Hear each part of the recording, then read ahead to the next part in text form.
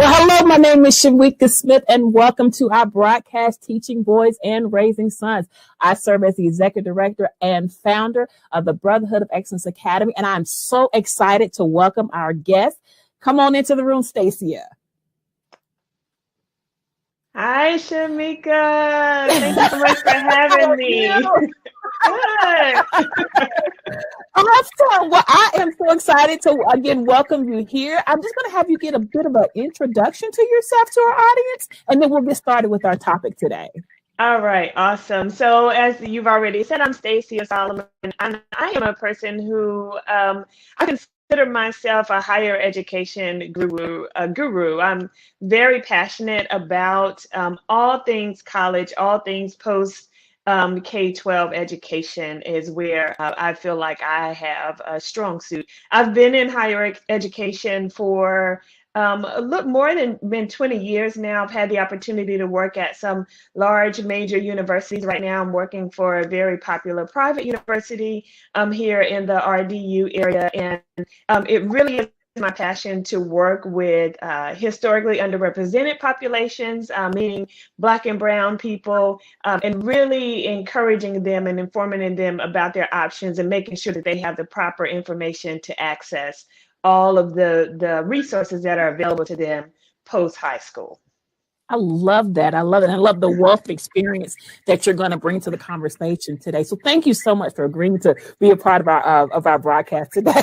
Absolutely. Absolutely. So, ladies and gentlemen, we have invited Stacia to come and talk about what can parents or single mothers or even single fathers do to prepare their sons for college. And so she's going to be talking about roughly 3 to 5 strategies that, again, whether you're raising a son or whether you know of a male who wants to go to college. So again, she's going to be talking about, again, 3 to 5 strategies of how you can actually prepare your son for college. So let's get started with the first strategy. Absolutely. What is your second strategy, Stacia? So the next one is more about exploring career options, because all of your academic program should lead to being gainfully employed.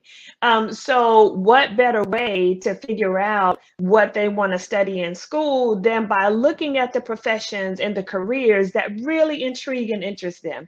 So encouraging your boys to really explore that and going beyond what may be completely obvious, such as like your doctors and lawyers, great careers to aspire towards. But what about, being a neuroscientist? What about being a college professor? What about, being someone who, is designing, vehicles at building the BMWs, those types of things. Like if your son really is intrigued by fast cars, having those deep conversations with them and taking them beyond just what they may see on the surface, like, oh, I really like that beautiful car. Well, let's talk about that beautiful car. Have you thought about how it's made? Have you thought about, how it gets to have that power that it has? Like, what do you think is related to that? And then taking them into the math and science and things of that nature. So sometimes almost tricking them, if you will, or allowing them to see or kind of make the connection between their academics and the careers. And that in turn, hopefully will help them to, if you've had challenges with your son and really taking his academics seriously, if he can see how it would benefit him to get him to his end goal, then maybe he will decide to take a more vested interest in that and really be more passionate about it. So some resources for you to be able to do that. Whether or not you live in the state of North Carolina, it really doesn't matter. It's a free resource. It's called nccareers.org. If you go to that website there are a few different interest inventories that your son can do. And I think they're designed from middle school age on up. They go through and answer a few questions, and then it will help to get them thinking about different careers, which you can then map back to, well, what should I study in college? So again, it's kind of starting with the end in mind and moving backwards to get them to think about that. Another good way about exploring career options is speaking to family members and friends. What are you doing? What are you working on day to day? What types jobs do you have? What is entailed in that job? And then also paying attention to what your child naturally enjoys. What do they really like to do?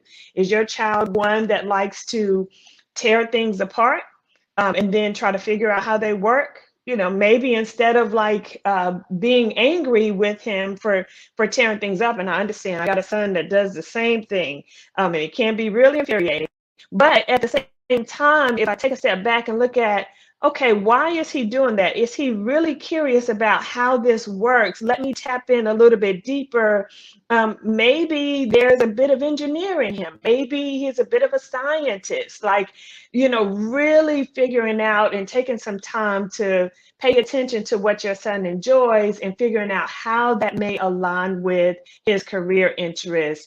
And then steering him in that direction, that in turn will hopefully intrigue him to move to some type of training beyond high school, whether it's a 4-year degree or whether it's a trade school. It really doesn't matter, but getting them that training and that education that they need post high school is what we're really going for. Absolutely. I think the unique thing about this concept of exploring career options is that a lot of times our males, and again, these are generalizations, but they have a tendency to model their career aspirations based on an athletic or sporting event or sporting professional or the music profession as well. And though there's nothing wrong with either one of those, what passion do you have? Or I think sometimes to talk about what problem is it that you're trying to solve, and then like you said, work your way backwards to, if this is the problem that you're trying to solve, then what college degree, and then what high school class. You know what I'm saying? So I love you're talking about this idea of exploring career options for our boys. Yes, absolutely. Absolutely. Yes. And they can be, I mean, there are jobs out now that people are doing that did not exist 5 years ago, did not exist 10 years ago. It was just an idea or a need arose and someone rose up to meet that need, and it became a profession, it became a career. And sometimes just having those conversations with our sons and let them know that they have that in them to be creators, to be inventors, to be the first to do something, and that's okay. They don't have to follow a mold. They don't have to follow a pattern per se. It's okay for them to chart their own course. We just need to help to guide them and keep them on a good track. Absolutely. And I think that level of engagement, because it's, again, something about a boy, because I'm going to use the term boy, not young man, a boy, when they begin to see possibilities beyond whether it's their current environment or sometimes their school's environment, they're actually able to see and sometimes even experience, whether it's through an internship or co-op, this is what my career could be. And in recognizing, unlike our predecessors that stayed in their positions for 30 plus years, typically, again, the research saying they're staying in there maybe 4 or 5 years, or they're going in and pursuing entrepreneurship opportunities. And so it's almost like there is no limit to what they can ultimately explore if they choose to. Absolutely.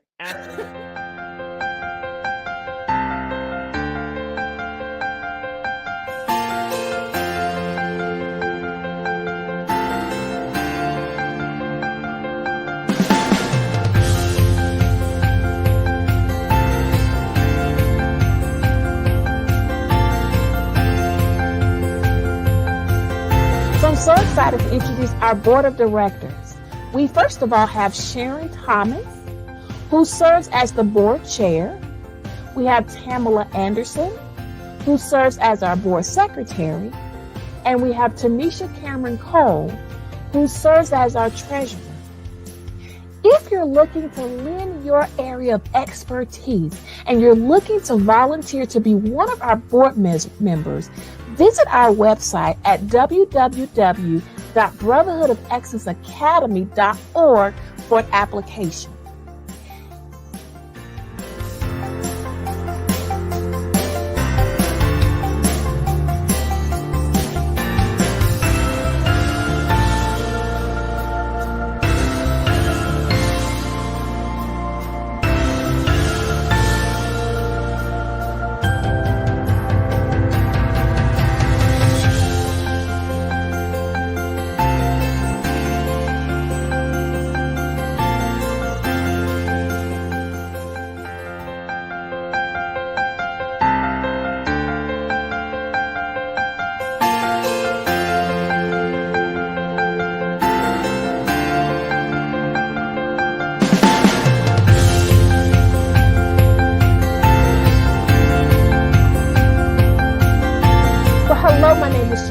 Smith, and I hope that you have had the opportunity to enjoy our broadcast. I hope that you walked away with nuggets of wisdom, leadership components, and things that you could implement, whether it be in your family or whether it be in your learning environment or your teaching environment or whatever the case may be.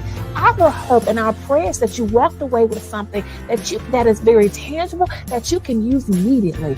If you have enjoyed this broadcast, take a moment and share it with others so that we can continue to spread the word of how we are utilizing the component of empowerment through our broadcast, Teaching Boys and Raising Sons, so that others can be empowered as we all walk in this thing called life together.